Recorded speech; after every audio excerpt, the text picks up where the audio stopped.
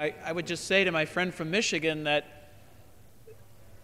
not even Democrat Senator Ben Nelson supported the bill last night. So this was not just a Republican. Will the gentleman yield? That's one Democrat. I will not yield. One I will Democrat. not yield. Mr. Speaker, it's my time. From Michigan controls the time. I know my friend is trying to paint this as a totally Republican issue.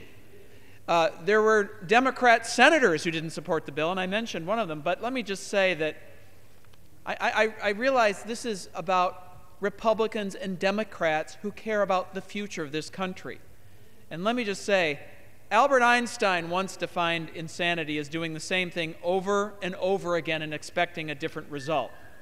Well, that's exactly what the Democrats are doing today, trying to pass for the third time an unpaid-for extension of unemployment benefits that the Senate, Republicans and Democrats, and the American people have repeatedly rejected.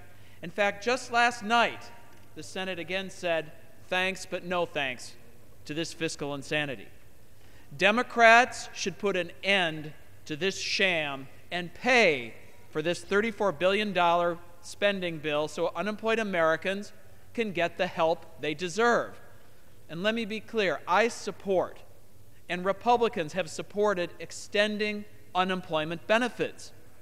But we must not do so at a cost to the deficit, to the economy, and to future generations. Our inability to get our fiscal house in order isn't just damaging future generations. It's wreaking havoc on job creation today. Surely, if Congress can find money to protect doctors, then we can find money to protect the unemployed. On Tuesday, the House defeated this same bill, one that would add $34 billion to the deficit under a process that banned any amendments, including any effort to pay for the bill. And again today we're on the floor under a process that bans all amendments. Any attempt for us to offer a way to pay for this legislation is banned under the Democrat autocratic rule of this House. So we're back again today, and the only way we can address this issue is to offer a motion to recommit to actually pay for benefits.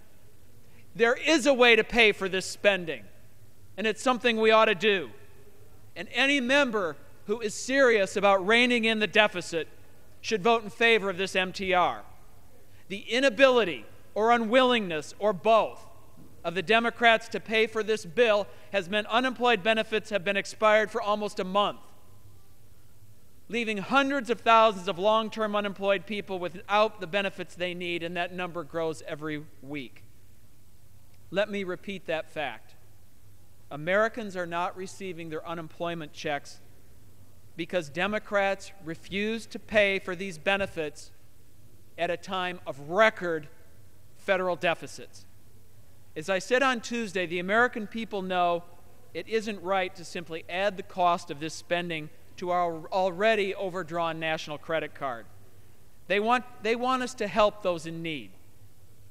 But they also know that someone has to pay when government spends money.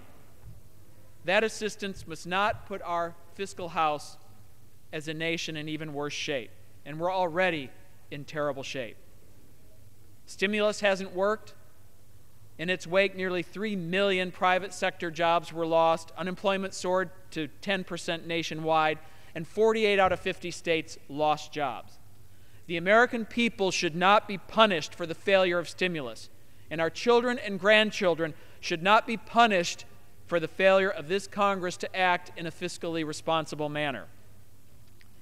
Even the administration has agreed in the past that paying for unemployment, and I quote, is fiscally responsible for unemployment benefits. And that fiscal responsibility is central to the medium-term recovery of the economy and the creation of jobs, end of quote. That is a quote from the Statement of Administration Policy on a bill last fall extending these same benefits. The only one of 8 unemployment extensions so far that was fully paid for.